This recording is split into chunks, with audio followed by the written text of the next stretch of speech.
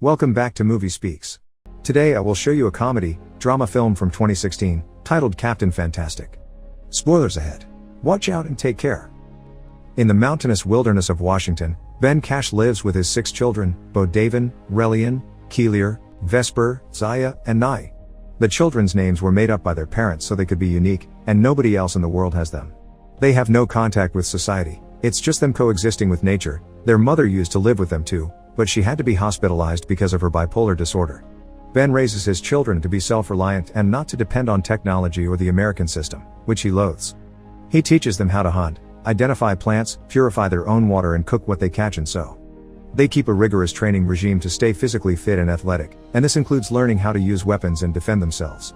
Ben also teaches them how to think critically, giving them advanced text to read and testing them on them every day, passing on to them his and his wife's left-wing anarchist ideals that made them leave society behind in the first place. No matter how gruesome or complicated their questions are, Ben doesn't keep anything from his children, not even the youngest ones, and explains concepts like death and abuse to them without sparing any details. When Bo Davin catches his first deer on his own, Ben puts some animal blood on his forehead and makes him eat one of the animal's organs as he declares that he's finally become a man. Later in the evening, after reading around the fire, the family takes out their instruments and plays some happy tunes while dancing. The following day, Ben and Bo Davin drive their bus to town, where Bo Davin has trouble interacting with girls his age. While Ben sells some of the stuff he crafts, Bo Davin checks their P.O. box. There, he finds a bunch of letters from the universities he's been applying to in secret, and he's surprised to find he's been accepted into all of them. Ben goes to a bar to call his sister Harper, asking for news about his wife, and Harper can only cry while she informs him last night, Leslie died by her own hand. After they return to the forest, Ben spends some moments under a waterfall, mourning the love of his life, before returning to his kids to give them the news, promising them nothing will change as they all start crying too. Enraged by grief, Relian takes a knife as he curses and almost stabs his father with it, but he stops himself before doing anything drastic and begins stabbing the wall instead, cursing and telling Ben he hates him.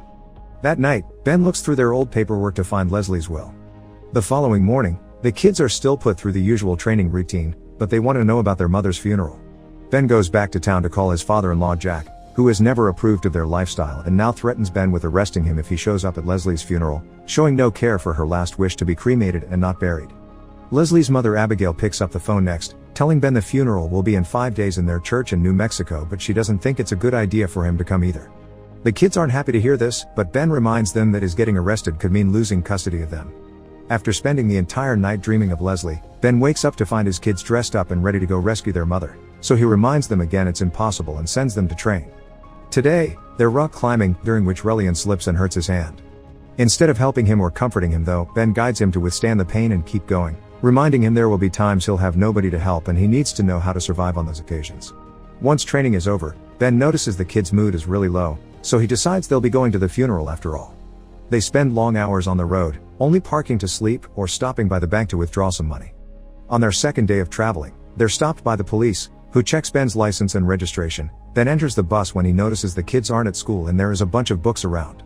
To scare him off, Bo Davin explains they're homeschooled under the eyes of God, and together with his siblings they begin singing a Christian song.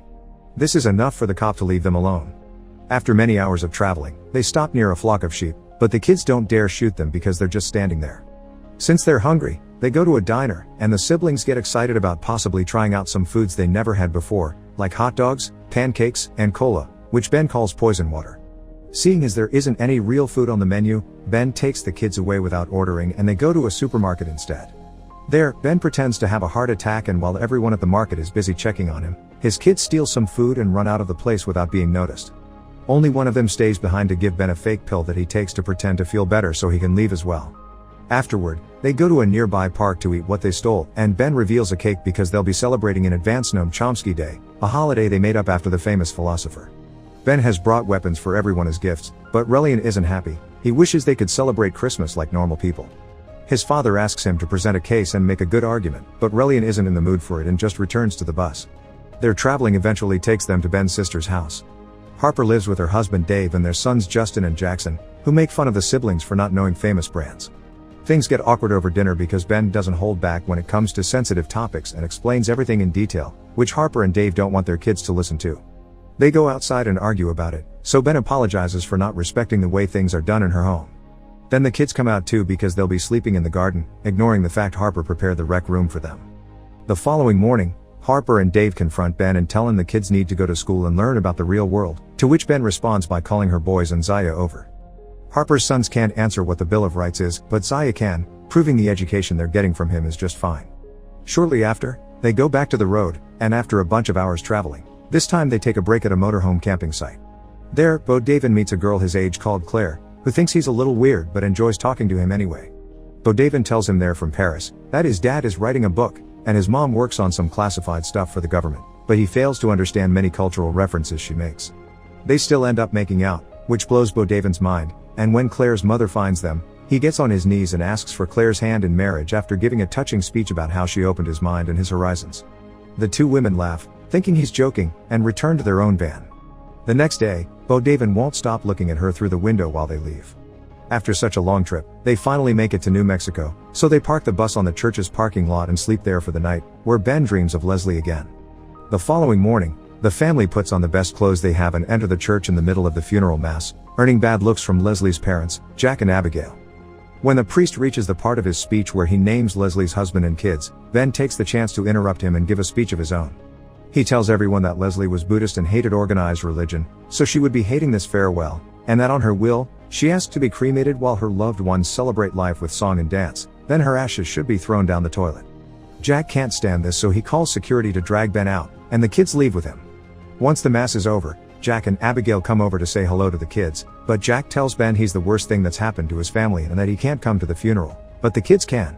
Ben refuses, not wanting anyone to take the kids from him, but he does get on the bus with them to follow the cars in order to stop them from burying his wife. The kids beg him not to do that because it'll get him arrested and they don't want to lose him like they lost their mother, so Ben gives in and drives away so they can camp at a park.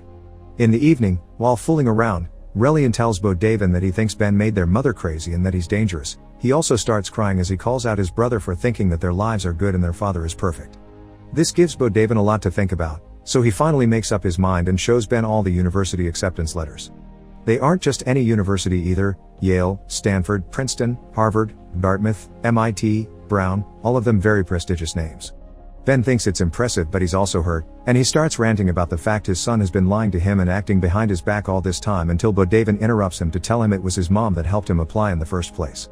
Crying, Bo Davin tells him he actually doesn't know anything about anything unless it comes from a book, that Ben made them all freaks, and that Leslie understood that, then leaves before Ben can answer. Nye comes out next and gives Ben a note from Relian that says he's staying with his grandparents. Ben takes the bus with the kids and goes to Jack's house to get Relian back, but Relian is angry and yells at him that he killed his mother, that he overheard them arguing because his mother wanted to live somewhere else and he didn't, and that he hated him. After he stomps out of the room, Ben tries going after him, but Jack stops by shooting an arrow near his head. He starts pointing out all the things he considers weird or dangerous about Relian's state. He doesn't go to school, he was gifted a weapon on a made-up holiday, he stole food from a market, and he badly hurt his hand, not to mention the bruises in his body. Jack considers this child abuse and tells Ben they'll soon be fighting him in court over the custody of the children, but for now, Relian stays there. Since Ben doesn't want to leave without his son, Jack calls the police, so Ben rushes out of the house before he gets caught. He still doesn't give up though.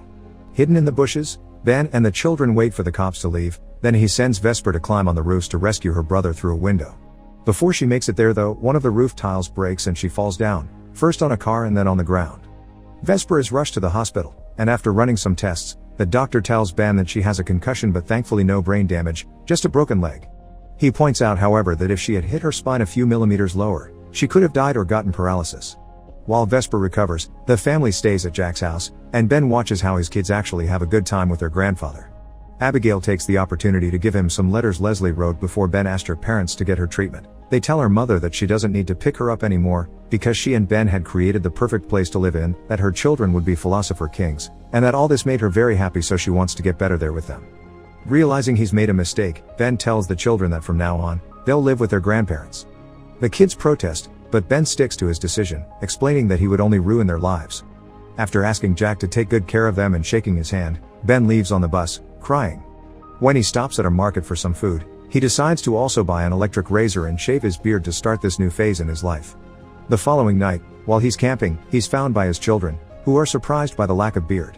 Relian tells him he doesn't actually hate him, he just wishes he had helped their mother, and Ben agrees before apologizing. After quoting Chomsky, they finally convince their father to rescue their mother, so the family makes their way to the cemetery on their bus, where Bo Davin shaves his head to match his dad when it comes to marking a new phase in their lives. At the cemetery, they dig out their mother's casket and, after refilling the grave so nobody can tell is empty, they take Leslie to the beach, where after a touching speech, they cremate her while singing her favorite song, Sweet Child of Mine. Sometime later, they go to the airport to throw her ashes in the toilet as she wanted. Then they say their goodbyes to Bo Davin, who is flying abroad to see the world. From then on, Ben and his kids start living in a little house in town. He still teaches them how to coexist with nature, but he also allows them to go to school, finding a perfect middle point between his ideologies and their well-being. Make sure to subscribe and turn on notifications so you can watch more videos like this. Thanks for watching.